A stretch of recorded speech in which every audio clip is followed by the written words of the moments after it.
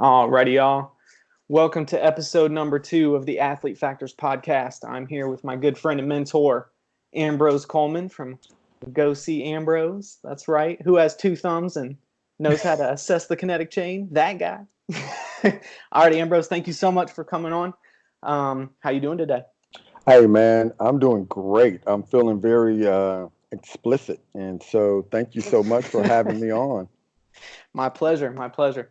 The honor is mine, genuinely. So, one of the most important things, in my opinion, and I mean most important things, that you and I share is our love for good alcohol, a Oh, nice scotch or bourbon. So, before we go any further, I'd like to toast you and at the same time ask you, what's in your glass, sir? I have a fresh pour of Oban, That's and what I'm talking about. it's a single malt Scotch, 14 Beautiful. year, and Beautiful. it's amazing. That's what I'm talking about. I'm working on some Glenlivet Founders Reserve. Mm, It's one of my favorites. So classic. yeah, Can never exactly. go wrong with that. That's right. That's right. So yeah. So to get started, uh, just wanted to give you the opportunity to give us a little bit of background. So personal background, athletic, um, academic experience, as much detail as you want to go into. Tell us about yourself, kind of where you came from, and how you got all the way up to the point of what you're doing now. Okay, I could do that. Actually, that's probably not the safest thing moving forward. To give a black man that much latitude and longitude, right? Because that's like an old black preacher, talking about, can I get 2 minutes, right? And that ends up turning into 22 minutes. So, but I'll try to, yeah. Time is So relative, so time take as is much time relative. as you need. That's Okay. right. All right. Cool. All right. So I got my undergrad in kinesiology, and I minored in biomechanics, and so it was really interesting because initially I thought I was going to go and build bridges for some reason, but I am horrible at math, and so but it's cool. I'm right where I'm supposed to be, Mm, and so that part of it I love a lot. But athletics is something that it's near and dear to me because of the fact that you were going to be on someone's team, right? Growing up on the east side of Fort Worth and Stop Six, you were either going to be on a drug dealer's team or you were going to be on a school sports team, right? mm, So athletics and sports is one of those things that kind of saved my life. And so, ideally, growing up in Texas, you Texas is a football dominant sport for males, right? mm-hmm, It may not be well, it may not be that way now because it's kind of we're still heavy football, but I mean now you have cross country for males, you have swimming, you have a lot of different sports, wrestling, like it's expanded a lot.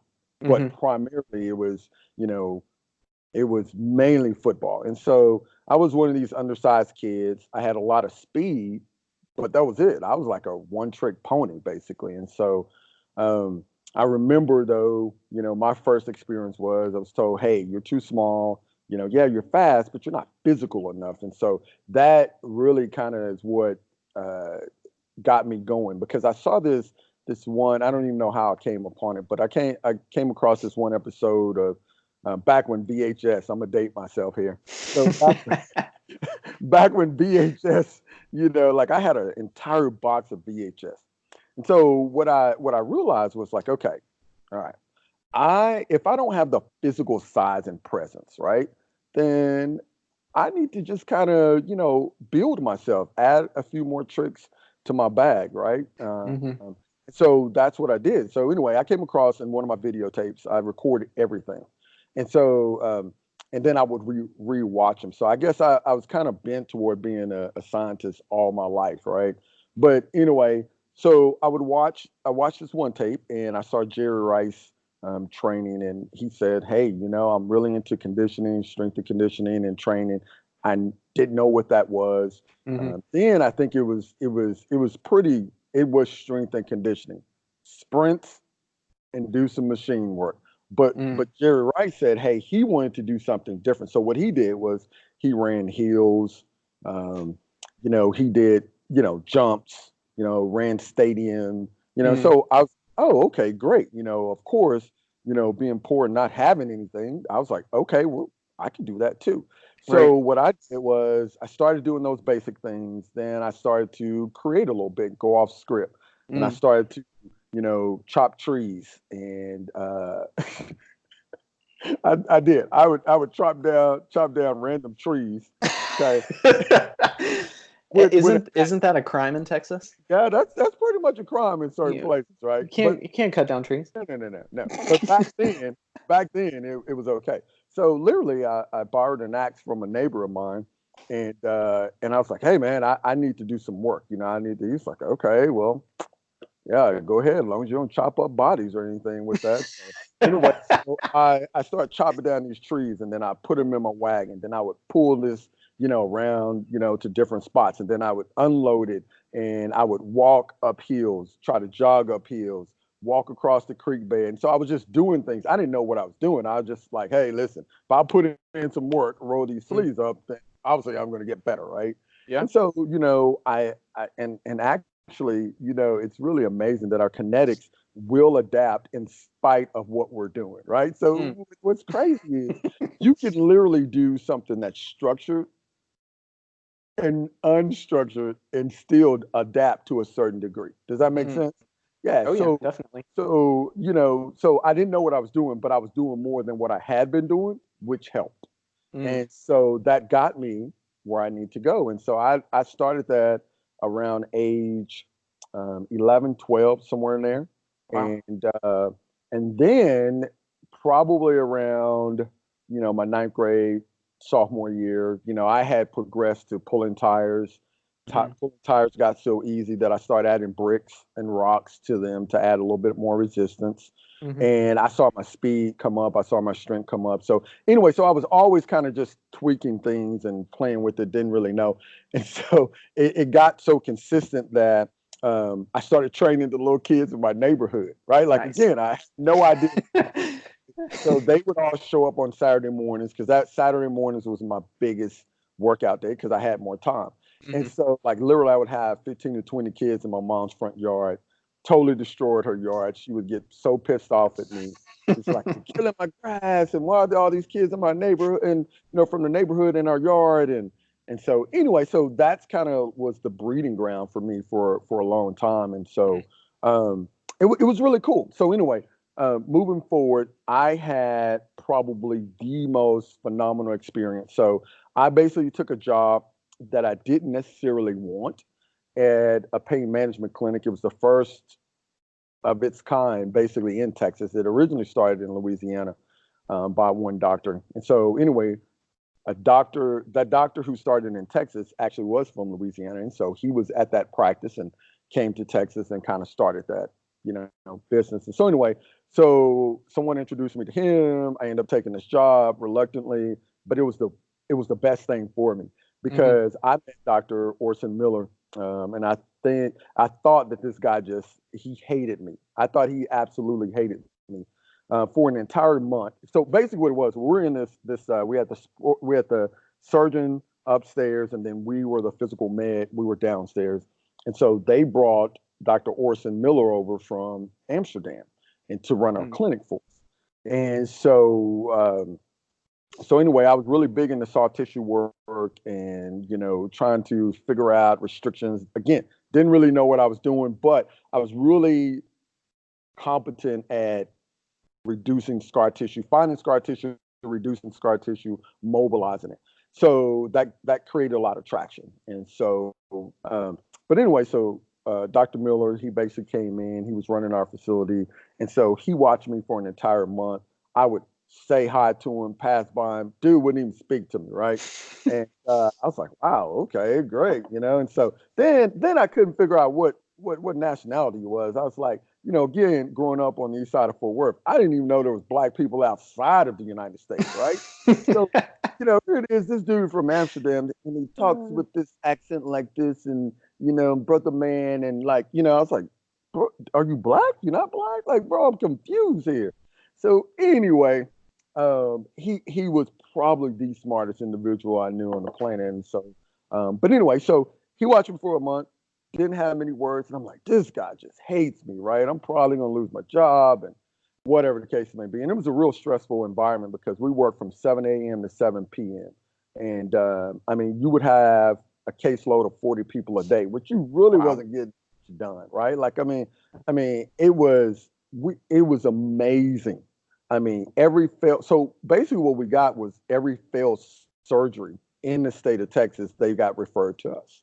Wow. And yeah, so it was a very chaotic situation, but I learned a lot. And so anyway, so Dr. Dr. Miller shows up at my doorstep one night. It's late, 9 o'clock, something like that. I open up the door. Here he is at my door. I'm like, WTF? What's wrong? What? And he goes, I'm instantly pissed at this point, right?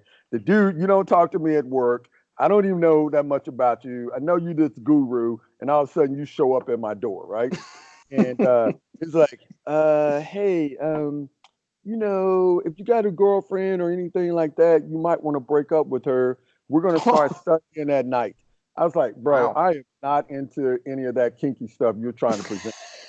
And he goes, you heard what I said. And then he leaves. You heard what I said. You heard what I said. And he leaves. Wow. So I'm trying to think, so anyway, Shoot. I show up at work the next morning. He still didn't say anything to me. Very awkward situation, right? So anyway, I was like, well, whatever. I don't know what it was. So that night, he shows up in my apartment, and I pick up my phone. And I was like, hey, listen, whoever the girl I was dating, I was like, hey, you know what? We're done. I break up with you.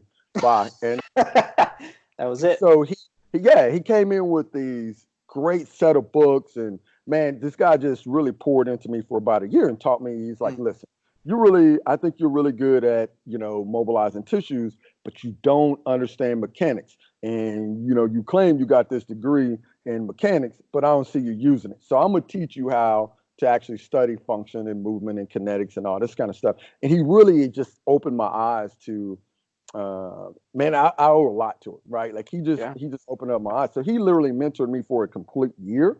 And then he goes, all right, my job is done here. And he leaves and goes to Mexico. Wow. So yeah, it was a pretty phenomenal thing. And so, and I didn't know how to repay him. And this is what he told me. He goes, hey, listen, the thing that I need you to do is learn your craft. This is just a foundation. Learn your craft and then find other people to mentor and teach. I was like, okay. So, he basically laid it out, that is the path. And so, pay it forward.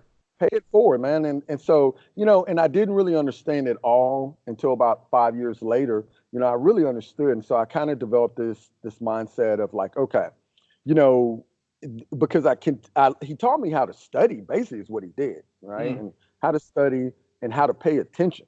And so what I did from there was I started to research and do all my homework, and I love to find these phenomenal literature from 1920s to 1940s and really unpack what they were saying. So from that, I realized that, okay, what I want to do is I want to preserve and then progress. So what I mean by that is I want to preserve the things in our field that exist from the smart men and women prior to me, and then progress the gaps. And so kinetic measurement analysis is really kind of where I've kind of, put my stake in, into the ground and said, hey, this is where I feel like I can contribute and help progress the most for our industry. And so that was really eye-opening for me. And so I literally study now more than I ever did in college. And I won't ever drop that mentality, And so but that's what Dr. Miller taught me how to do. So well, I think, sorry, go ahead. No, I was just saying that's probably the most, that I'm probably the proudest or the most proud of that, learning that skill set than anything else that I have, you know. So Gotcha. I was gonna say, I'm sure that he's, if he were able to see, you know, the progress that you've made in that kind of mandate that he gave you, I know he'd be really happy, just because of, you know, since I started working with you in 2012, I I haven't stopped learning. Like just the other day, I was like, "Hey, coach, how do I work on this with this athlete that I have in Dallas?" And you're like, "Man, have a seat." And you start doing it on me and showing me like, "Oh, well, oh, okay, I didn't know how to do that, and now Bros is showing me how to do this." So, not once since I started working with you in 2012 um, has that mindset of continuing to teach other people stopped. You know, and then I can think of all the other people that have, uh, not just clients, but other coaches that have come in. They they not everybody stays around, obviously, and then right, as they progress, as they go on, as they do something else, it's like, man, they are way better coaches after leaving working with you than when they came in, you know. And that's for high school interns to people who are actually working with you and for you. So yeah, I know he'd be very, very, very pleased that you didn't just take what he gave you and then say, all right, this is mine. I'm just going to hold on to this, and I'm going to use this to make myself look really good. And I don't want to right. share this. I don't want to spread the wealth. I want to hoard it all. So, yeah, so props to you And for I that. and I appreciate that, but I think that we need more of that Mm, in our field, because I think that's, you know, when I look at it, I think about so much of our field is, you know, we do it's presented to us that we have to be competitive. mm-hmm, And so what typically happens is we have become very egotistical, and really it's not about being competitive toward one another, it's about having a competitive drive. So mm, we need to make sure that we stay hungry, humble, but yet still competent, and continually acquire things. And so really what it comes down to is, it's like, well, hey, if I find out you're a coach, I'm a coach, oh, instantly it's in our mindset to say, hey, I've got to be better than you. I don't even know you. I don't know. I can't really get to know you because I'm too busy trying to become better than you. mm, Right. mm-hmm, Now, you didn't provoke that. That's just kind of, you know, this almost in, I don't know if that's an alpha thing. I don't know if that's kind of a, man to man, like, oh, we're trying to size each other up. I'm sure there's a little bit of that, and a part of that, there's nothing wrong with that, because I think you do need to evaluate and see, like, hey, you know, is this someone that I need to connect with? Is this someone mm-hmm, that, you know, I need to, you know, learn from or not learn from, or whatever the case may be, right? right. But in general, though, there's a big disconnect where it was like, oh, you got the degree, I got that same degree. Oh, you do that, yeah, I do that, right? Mm, And that's not really what it's designed to do, right? Like, because you look at any other profession, right? They know how to work together, market between each other, cross, you know, refer, and then mm-hmm, that builds a lot of solitude in the profession, and then you're able to do more with the group than you are to do solo. And yep. so, you know, I'm at I love finding these hole in the wall places to eat, right? And so I'm at, when I was in Dallas in Turtle Creek, I would go over to Deep Ellum. Deep Ellum was kind of like, you know, the hood of one of the many hoods in Dallas that you shouldn't really go, because the artsy people and the weirdos, they go over there. Well, I was like, shit, I fit in better with them, right? Like, that's where I need to be, right? The people who think off, right? And Mm, so and so anyway, I love hanging out in Deep Ellum, um and so anyway, I stumbled across this hole in the wall. This guy, his name was, first name is Francis, and it's been so long now I don't even remember his last name. He might even be dead, but anyway, because Francis. But he might even be dead. he might even be dead. He I don't know, might. It's possible. but it's possible. It's highly likely. Um, so, you know, whatever. Hey, so I, Francis, this was probably 2005 ish. Um, before, no, I'm gonna take this. Yeah, it's probably 2003. Yeah, 2003, because I remember I hadn't really opened up yet. But anyway, so what I found was Francis was a baker. Okay, he stumbled on these different recipes of making bread that didn't give you allergies or you didn't have Mm, allergies to, and so yeah. like he was helping or working with people who were had you know irritable bowel syndrome or Hmm. some type of digestive issue, right, a Right. complication, Yeah. and that they were chemically sensitive to things. I guess is Hmm. probably a better way of saying it. But anyway, he started concocting these recipes and he would ship bread all over the United States and Wow. fresh bread, and so anyway, it didn't have any additives to it, and it was way before its time. And so I would ask him about it, and so well, he also made breakfast too. Okay, so like it was really funny, right? So it's like he had this little sub business that he was kind of transitioning out of and fully going toward the bakery as this thing was kind of morphing. And so Francis was like, man, he was like little Hitler up in there, man. Like he was very hard on his employees, and he had them, they had to check in their phones and go through all Wow. these different things. Like he guarded this like Ran a it tight was, ship. yeah, he really did. And so he couldn't really keep people. And I was like, Francis, what's going on, man? Like, what is it? He's like, man, I got this recipe and no one's going to get this from me. And and he was, it was, in the bread, it tastes really good. Like it had a lot of flavor to it. Hmm. It didn't taste like your regular bread. Like you knew for a fact, like this was something different, and but it was healthier for you. Hmm. And people, he was helping a lot of people that were really sick get nutrients basically. And Hmm. so anyway, and then obviously if you don't have good nutrients, you cannot build your kinetic chain. So I saw the value in that. And so, and I Mm. was just beginning to start work with, one person that I knew that was chemically sensitive to things. So I was a little tweaked that way anyway. So it kind of Gotcha. resonated with me. But anyway, one of the things I learned from that experience with Francis was that I figured, I was like, man, I had forgotten a little bit about what Dr. Miller had taught me, and about paying things forward, and because some things kind of get pushed behind, a little bit when you get busy. Hmm. And but what I realized was like, okay, I am where I am at that point because someone else invested in me, right? Mm. Don't forget that, Hmm. and then don't die, right, with something that could help your field progress.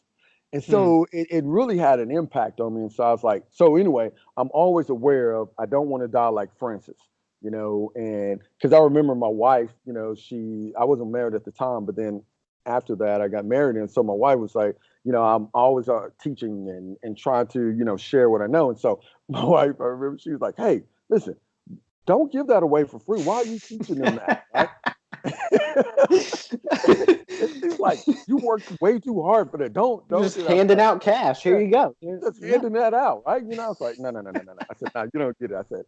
I said, A, our industry need it so that we can, we have a greater future than we have in present. And I Mm. said, and B, right, people are not going to do it to this level, right? And what I Yeah. mean by that is like, man, it's sometimes I'll say it the way I'll say it to you because you understand. Sometimes it can be a burden, right? To learn how to do things, and there's some things that require an additional step, 2 or 3 steps, whereas it's easier just to go to this route, right? When you're assessing kinetics, man, you have to be very, very patient. You have to be very in tune to that moment in the situation. So if you're busy, it's very difficult, man, just to say, hey, forget all this and let's just do this to get you to deal with you for the moment. Hmm. And so I understand the fact that I need to share and I need to teach those types of things because and then don't because I she assumed that everybody's going to do it to the level that I feel compelled to do it at, Right. right? And I just don't really see that. So I Yeah. mean, People are so I don't lazy. mind. Yeah, so I don't mind. So I was like, oh yeah, I can get out of way, right? Yeah. Because half we're going to do something with and half or not. And really, it's not even half. It's probably a third, Yeah. right? So, and that goes to say too that you have to be mindful, right? Don't spend too much time on people who are not really going to do something with the information that you're sharing. So I do feel like I want to share it with anyone that I come across, but I'm very sensitive. Let me give you an example for you, right? Um, I don't mind teaching and sharing anything that I have with you, and I told you that since day one. And one of the reasons is it's because like Dr. Miller saw in me, some things that he was looking for that he needed to feel good about saying, hey, I'm going to invest.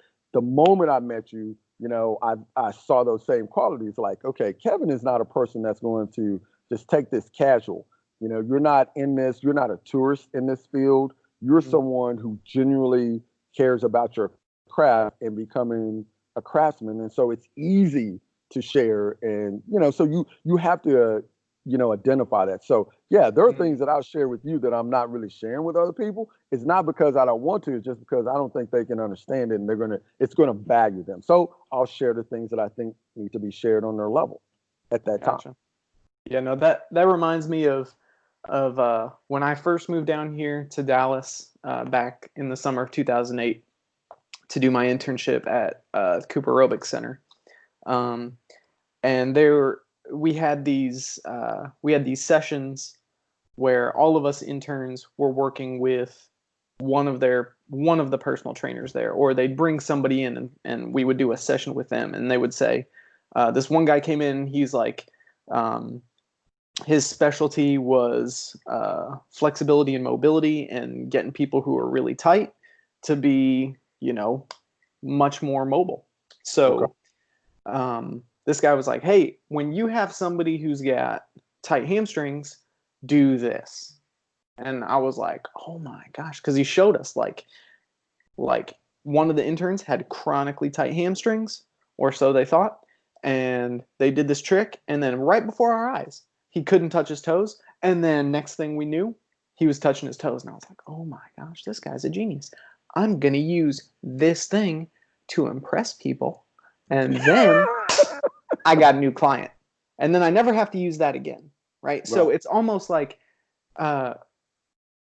what you were saying, like people want these. It's almost like a gimmick. It's almost like you need a sales pitch, and in order to get people to buy into what you have, you've got to do something flashy. You got to pull a rabbit out of the hat. And it took me a little while before I was like, man, even if I know all of these gimmicks, like I don't feel good about using them once and then never using them again. Like it's not like you have to you can't just know the information. You have to know how to apply it. And I think that's one of the big things that you're saying is like everybody has access to this information. We've talked about that probably a million times. Everybody has access to the same information that we have.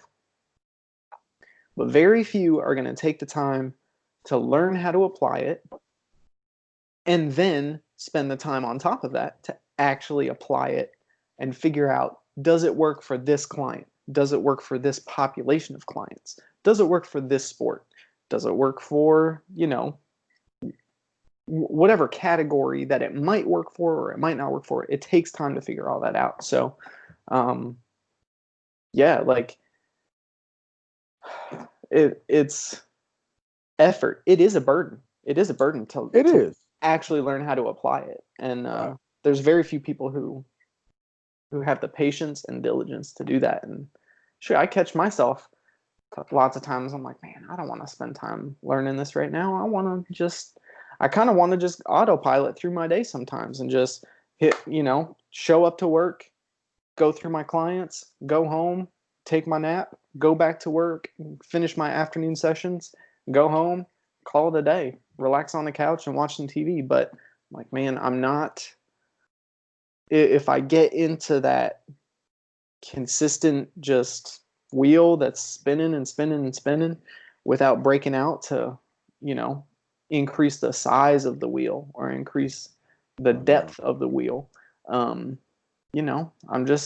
maybe I'm spinning in circles. So yeah. I think we get into that those moments because we're not growing and we're not learning, we're not challenging ourselves, and I've certainly experienced that plenty of times. And, you know, there's been plenty of times where I'm like, um, I'm, you know, here's the challenge and the reason why, because the moment you think, your shit is tight, you don't want to screw with it. Right. And Mhm. so like what'll happen is you will start to see, well, I look at this, I think that my competency level has grown once I start seeing things on a regular basis. So I don't even like, and because of this, I don't even like using the word good anymore, but I'm gonna use it right now. So the moment you get good at something, you start to slack a little bit, Mm. like, so you loosen your grip on the wheel, right? Mhm. And so, the thing is to know that you're never good at it, right? Like if you never feel like, hey, you're good at it, you will not fall asleep with your hands on the wheel. Like you're just like, okay, I'm gonna stay tuned. Mhm. And it's just like anything else too. You start to learn how to channel everything that's going on around you and focus and say, well, listen, I got all these balls and things flying around and this background noise and this background noise. And then I also have my personal stuff going on, this inner dialogue, right? Uh, Mhm. from relationships to me personally as an individual to what my kids doing or whatever your situation is. And you got to learn to channel all that out, like focus on that person for the next 30, 20, 30, 45 minutes or whatever and Mhm. figure out the situation, And so I saw this, so I always I'm learning from everything, but I love watching movies and I love um, getting, picking up little lines that resonate with me, right? They hit me like a ton of bricks. And so we are soldiers. So Mm. they're in this shootout at the moment, and Mel Gibson is, I think he's Hal Moore, so a highly decorated, colonel. And so bullets are flying around. He's standing over a guy. While the bullets are flying around, saying, calm down, assess the situation. And so Oh man. all the time, I am not gonna lie. That scene, anytime I'm freaked out and there's that scenario where there's so much going around, I play that in my mind. Like, bro, calm Calm down, down. calm down, assess the situation. That's amazing. Yeah, That's yeah. amazing. It was beautiful, right? And so that's what you have to learn to do. And then you were talking about, like, being a professional, and it's kind of one of those things where you do have to check a lot of different things at the door so you can spend time with dealing with the kinetics, because man, kinetics is so far complex than what we assume, right? Mm. Have some assumptions that, like, oh man, you've seen one, you've seen them all. Mm. Oh, bro, that'll get you. You'll trip on a twisted root with that. You know what I'm saying? Like that'll get you tripped up every single time. Yeah. And Oh that yeah. and that's one of the reasons why I don't like using an assessment sheet, right? I'm just, Mm. with it looks pretty, it looks Mhm. professional, right? But you'll turn your brain off and start checking these boxes, going through Mm. randomized testing and maneuvers and routine, and like, oh, let me see how many checks I got. Yes, how many no? You have this, right? Mhm. Like, and you go down that path, and it's just that's not it. That's not the way. But again, that's how I learned, right? Like that's, Mhm. now with that being said, I do think you need to have a format to begin with, because you don't know what to do generally. So you do need that at the beginning. But the moment you learn those things, you need to switch from that and go autonomous and start to do that in your head and assess the individual and say, because again, when that's a part of critical thinking. Like, we need more critical thinking in this situation. What I like about our facility and when we work with athletes is, it's like we created this environment that is, a control or organized chaos is what we Mhm. call it. And Mhm. so, it's I liken it to an ER, right? Like, we have trauma that comes in because when those athletes hit the door, we don't know what they're going to come in like. I mean, for example, you do assessments all the time. Like, as soon as they hit the door, they come in, you go through, option one, two, or three of your assessments just to see mentally where they're at. Yeah. Right? Hey, what Oh have yeah. you learned today? You know, how was Mm-hmm. school? You learned anything at school today? Like you go through that, and then that gives you your direction and approach of where you're going to go next with them.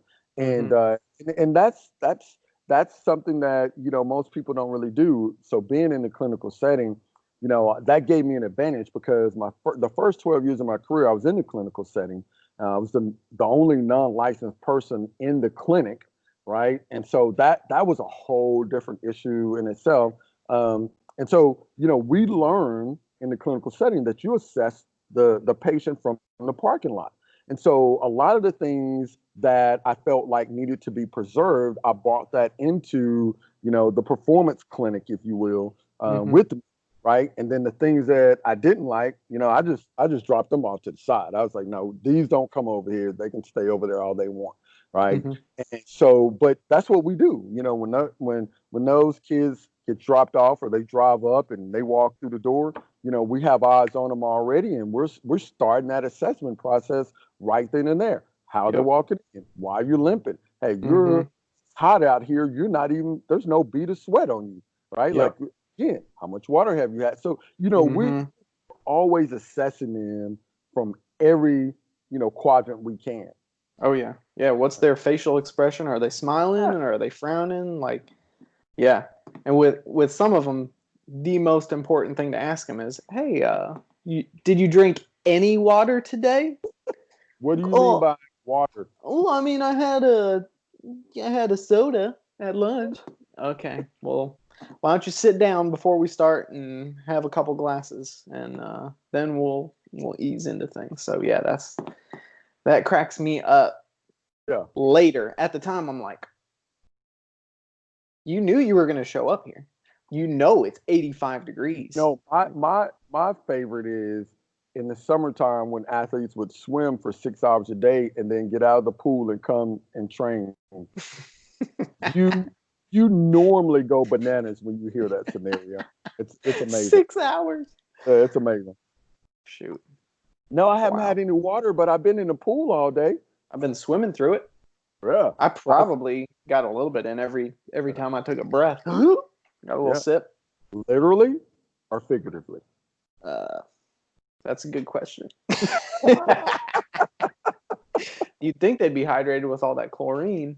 You know, chloride's you know, an electrolyte. But anyway, shoot. Well, Is that what let's. you're going? I'm sticking to it right now. All right, Um, carry on. so I'm listening. I hear you. So let's transition a little bit. What you've sort of touched on this a little bit, but kind of in one, and it doesn't have to be concise, but in kind of one thought, if you will. What is it that you're so passionate about that gets you up at 3:30, 4 a.m. in the morning, whenever time you wake up? What is it that gets you up? Yeah, playing with heavy machinery. Mm. Yeah, so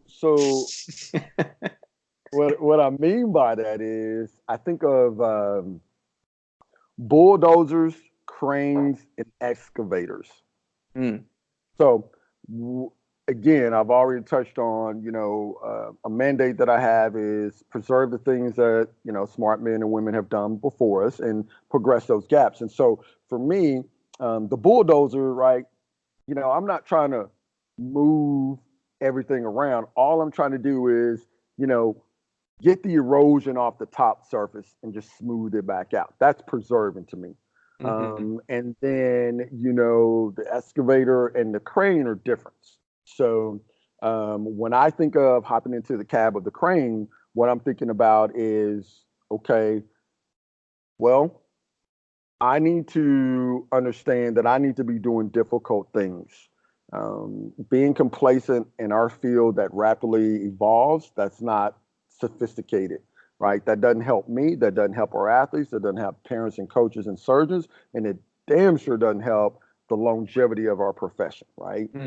Because we are failing as it is, in my opinion, and we can probably have some dialogue about that. But so what the crane represents for me is like, okay, I need to do some heavy lifting, and I need to, make sure that I'm always doing and difficult tasks, and that's what the crane does. But the crane doesn't give you just that leverage. What it does is you have to manipulate the crane. You have to adjust the boom section, make sure you have enough weight, make sure you're on a level ground. And so I'm always kind of manipulating that element of it. And that's what kind of led me on to one of my concepts, P1MKI. And so that's what happened with that. And so what that means is prevent 1 million kinetic injuries. And so once I jumped into the cab of the crane, this is probably about 2.5, maybe 3 years ago. One of the things that I realized is I recognize patterns. And so part, which I think is a huge part of being a good scientist. And so anyway, so one of the patterns I recognized was like, man, our kids are getting into junior high, student athletes are getting into junior high and high school, and they're not really moving well. Well, why is that, right? They're supposed to be learning that at school. They're supposed to be learning that in a little league, but we're getting them in here. And then we're also getting a lot of injuries. There's seemingly a lot of injuries. So then I didn't know hey, well, why is that? So then I switched out of the crane, jumped into the excavator, right? And so I started to excavate and digging down deep into a few thoughts. And so I started saying, all right, listen, is it that we're having an influx of more injuries, or is it that we have more athletes, per capita? Are we having more athletes competing than in any time period ever? Right? Okay, so the obvious answer is yes. All right, but then it can never be one. We can never leverage any serious or complex question off one factor. And so I started to, dig down deeper, right? And then, what I found was, okay, so here are the numbers, and based on the numbers, well, what are the factors? What are we going to do about it? And so then what I started to look at was, I said, okay, from age 8 to 13, we had 1.5 million injuries per year reported. Okay, that was just reported. And then from age 14 to 18, we had 2 million per year. And I was like, oh my gosh, we're failing. I got pissed off. And for me, anytime I get pissed off, that's like, hey, you got to charge that heel, right? That's your assignment, And so I was like, okay, cool. So then that's where, prevent 1 million kinetic injuries came about. And I was like, man, this is so huge. This is huge. Like obviously I'm not going to be able to do that solo, and I might not even see it done in my lifetime. But what I can do is start to set up strategies that will help me and my peers who feel compelled as well to jump on, on the bandwagon, right? And so that's really what gets me out of bed, and to explore those things and dig deep and then lift, heavy concepts out and start to look at things. And when I do pull up things, okay, let me synthesize this, because I realized that sometimes too, I was doing things that really I was doing them out of habit and I really didn't have command of why I was doing it. And so, from being like in the clinical setting. And so I was like, wow, that is an incomplete thought, right? Like, that needs a semicolon, right? And then this needs to be added to it, right? So, just playing with those things and learning to become more precise and put more, 20 to, I try to put a minimum of 20 plus hours on a concept or a principle, because at that point I can start to see a lot of the areas on it, because I think we're all limited by two things, and that is what we know and what we don't know. And so the known things create biases, and then the unknown thing create blind spots. So what I want to do is I want to say, okay, well, let me synthesize this. Let me, here's a bracket, put the thing that I've been digging on in the middle and synthesize it. Gotcha. No, that's definitely a worthwhile cause. Like one of the things that Jordan Peterson talks about quite a bit is like if you want to live a meaningful life, then you need to do something that's worthwhile, because there's going to be struggles, there's going to be hardship, there's going to be malevolence out there. Like life is hard, and so if you're not doing something that, despite that, makes life worthwhile, then you're going to become resentful. You're going to become lazy. You're going to become stuck in your mom's basement, right? So Absolutely. I think that's like that's a worthwhile, meaningful goal to seek after. And like you said, whether you get to see it or not is it doesn't matter. Right. The goal is you've set it and you're working towards it every day, and that's meaningful Absolutely. enough to wake you up and get you Absolutely. out of bed. And I think that's awesome. That's admirable, and that's one of the things that I'm like, okay, well, if he's doing it, what's my excuse? Why am I not? Why would I not get on board Right. with that? Like, it's not about the glory of saying, hey, I Yeah. did this. It's, Yeah. this has to happen.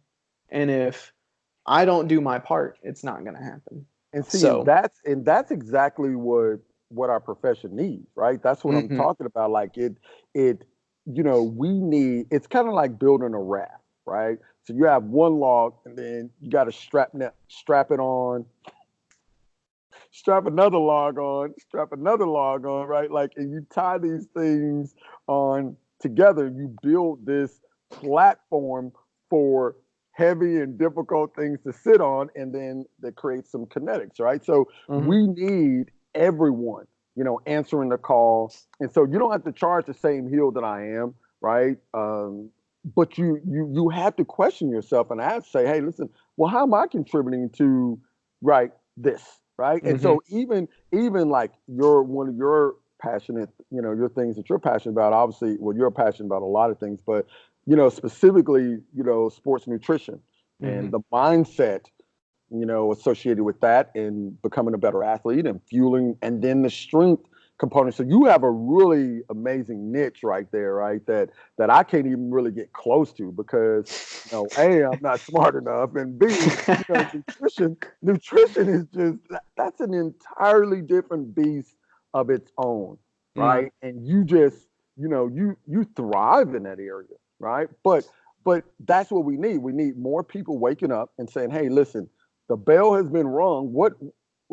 How do I call this?" mhm, And I really believe, I'll be honest with you. I know this has like a messianic and Christian overture or whatever, but really, I never really understood it until this time, right? When I start to understand how my thing was bracketed, and it's it really is about assignments, and it's really about being called, right? So like mhm, I really didn't choose kinetics. I mean, it pretty much called me, mhm, right? And I heard it. And I know that sounds crazy and weird, but I don't even care, right? Because I understand it to be true. And it's the thing that I see the most. And so for me, why not? I want to spend the most time doing it, right? So like I'm just like, okay, cool. So I don't pay attention to how many hours I work. I don't pay attention to days of the week. There is no such thing as a weekend for me or mornings and evenings. It's just, hey, it's kinetics, right? Like I'm mhm. about that kinetic chain, and I'm about studying it and looking at it and strategizing it and figuring it out. Like, it dominates my thinking. I'm not saying it's the healthiest thing. I'm just saying it's what I do, right? It, Yeah. it dominates me. And so, and sometimes it's a burden at one end because I can never shut my mind off about it. I see it in Mhm. everything that I do, but it's also the thing that helps me to become more competent. And because of that, I'm like, okay, this is what my assignment is. Yeah, I know I could do other things, but this is the thing that I thrive in. So I better spend all my time doing it, right? And so, Yeah. Oh yeah. that's just my take in it. Yeah, I think I can't remember if it was Jung or Nietzsche. I forgot who. It might not be either of those guys, but somebody who knew a lot said, uh, people don't have ideas. Ideas have people. And I think like you're quite the example of that. Like uh, you are, what's the word? You're not drowning in it, but you're under the water of Yeah, I'm what is I, kinetic movement and what is movement in general and how do you assess it and how do you fix it. Like you're swimming deep. You're not coming up for air. You're like, I don't need I that. don't. No. I'm under the influence of it for sure. Yes. Yes. That's right. Yeah, and I think it's pretty cool because I mean, and what I realized too is that it doesn't matter if you're wrapping cars, if you're a muscle geek, you're into nutrition, you're doing brain surgery, like bro, it just if you're doing it, be all in it, Mm. Mm-hmm. and I think that's one of the things that because earlier I mentioned that I was the only non-licensed profession in the clinical setting, and so I always kind of had a chip on my shoulder anyway because of that. And at that time, I was 25, so I was very immature, very cocky, thought I knew it all, and then here it is, I was young, black, and non-licensed, so to speak. And so because when I came out, 22, 23 years ago, kinesiology wasn't the household name it is today. It Mm-hmm. was a preparatory degree that said, okay, this is the degree that you leapfrog to become a PT, DC, PA, or ATC. So that Mm-hmm. was the degree path, right? Yeah. And so, I was at that time when I started, I was kind of bent toward PT, and thankfully I didn't, right? Thankfully I didn't do that. Thankfully I didn't become an ATC, and I didn't become, a DC, and it was the best thing for me to be non-denominational, basically. Yeah. You Yeah. know what I'm saying? Because what I realized in that process of being in a clinical setting, I was like, man, everybody's doing the same thing, right? Your Mm-hmm. discipline, you're saying, hey, my discipline is the right discipline. Everyone else's discipline has zero value. Mm. It's basically what it came down to. And really, Yeah. we're doing the same thing. And you're trying to create a stimulus. And so anyway, it was probably one of the best things for me to witness, and it totally helped me to really carve out my space, which is kinetics and movement. Mm. Shoot. That's the truth right there. So, let's see here. So what are the most okay, let's talk about athlete factors. After all, Okay, that is the podcast. Am I right, right? right. Hey, Um preach. so what do you consider the most important factors to to properly assessing or to and really I'll let you take the reins and talk about whatever kind of area that you want to, whether it's kinetic assessment or sport performance training or even more of like the rehab side, whatever area you want to touch on, because um, it's going to be beneficial information regardless. But what do you consider the most important factors for X? Yeah, no, that's a great question. So, um, without trying to create any type of biases, the thing what I'm on right now is kinetic measurement and analysis, and I feel Mhm. like that's next level if we're trying to optimize sport performance and reduce injuries. Mhm. And so, really, um, performance is all about levels. It's all about levels, and the main thing is athletes who are doing it at a next level mentality. They have broken away from the herd. And so the reason why they do that is because if you do basic, you get basic, right? And Mhm. if you do specifics, then you become highly specialized. And so now with kinetic measurement, what that allows us to be able to do is it allows us to excavate, the athlete, establish a kinetic baseline and say, okay, hey, where are your kinetics? Because really it's about the structure. And what I have found the past 3 years as I drill down and dig deep, one of the things that I've found is that it's about the structure. The structure dominates everything else. So if we believe that everything has a foundation, and it does, it's kinetics. And so I use kinetics and kinetic chain interchangeably. All right. So obviously it depends on within the context of how I'm using it, but movement has a structure, and that structure creates the movement. So they are interchangeable to me. And one of the analogies that I commonly use with that is one that I actually learned from you. You were teaching me something about nutrition, and you were talking about,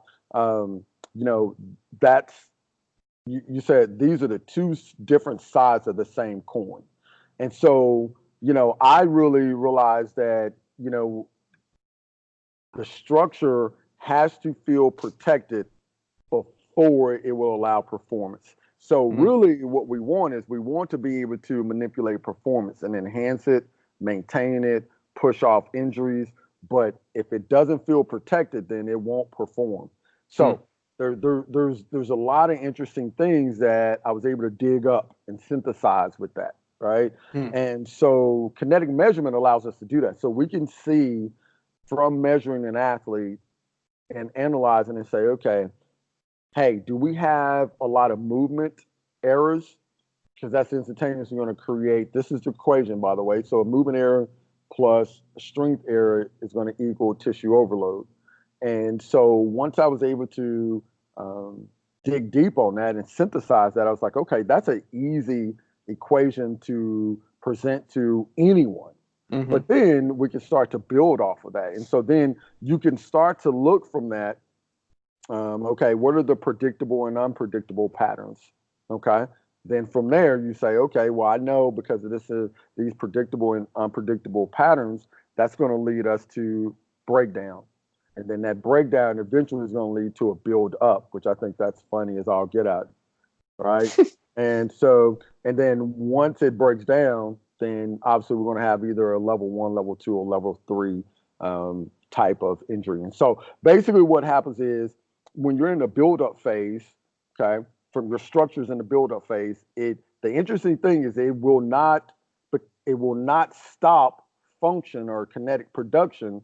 It just slows it down. It just put it at a lower state. So Mhm. then that starts to, because that's a survival mechanism, right? So Mhm. if it's, our DNA is issued a challenge, and that is to survive no matter what. So Mhm. if you basically lay down, if you, let's just say you have a muscle pull, and if that knocked you out of the game, you lay down underneath the bush, someone's going to come by and pick you off, right? We, Yeah, we you're would never toast. propagate and get past primal man, right? So Right. it's highly adaptive, right? And so that creates a lot of challenges.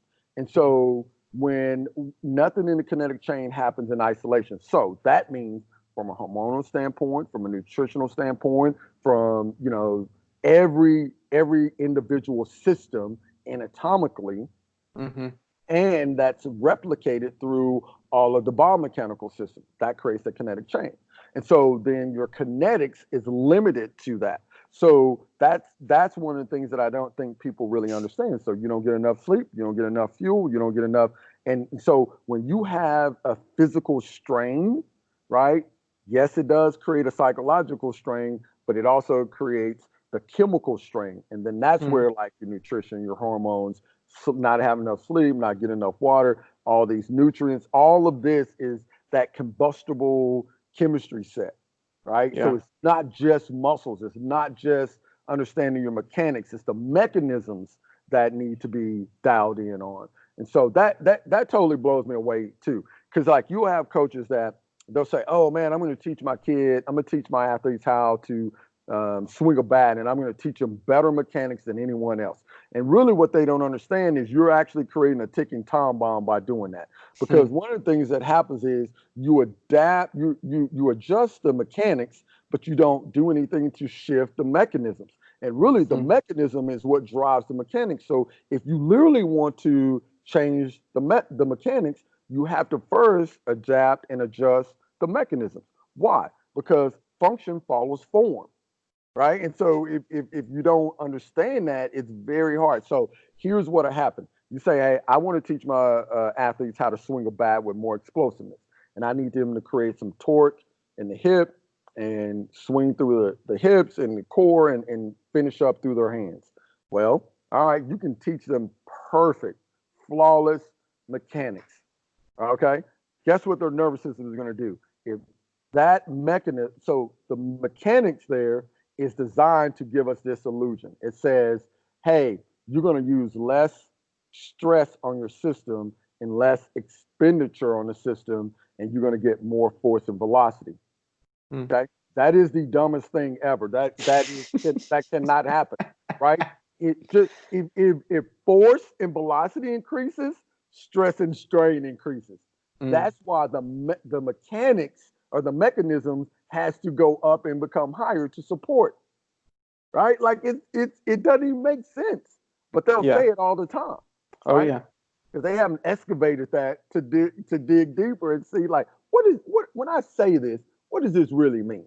yeah, Right? It's just like it's saying, hey, listen, I'm gonna teach you really good mechanics so that you can jump higher, but I'm not gonna shift your mechanics, your mechanisms at all. So what happens is, okay, I can get you to jump higher. I'll put some bands on you, put you on a higher box, whatever, right? And so you're going to jump higher. And what goes up higher, right, when it comes down and land, is that going to be softer or is that going to be harder? it's It's more going to be force, harder, more right? force into the ground. More Yeah, force. you Yeah, got to absorb more. You got to decelerate more. Yep. correct. So you better change the structure to accommodate the newfound mechanics. And nope, we violate that every time. We just say, nope, I'm gonna give you better mechanics. And that should cover everything. Oh yeah. Mechanics is everything. Right? What type of shit is that? Right? Like they really don't even think about it. Yeah. Yeah, it's like they're only looking an inch in front of them, not, a foot or 5 feet or 6 feet, like, or 10 feet, whatever the case may be. Like it's so almost simple to say, okay, well, what goes up must come down. So let's not worry about that second part. Let's just focus on getting that vertical up. Let's improve that vertical. Like I hear that all the time is, hey, my kid's playing basketball and we got to work on the vertical. Okay, well, I'm going to teach them to decelerate and to absorb force first. And the parents sometimes are like, "What? Why would we do that?" I'm like, because the stronger we get them on the front end, then the more force they have to absorb on the back end. But sometimes people don't like that. So, oh, I think I lost you here. You still there, Coach?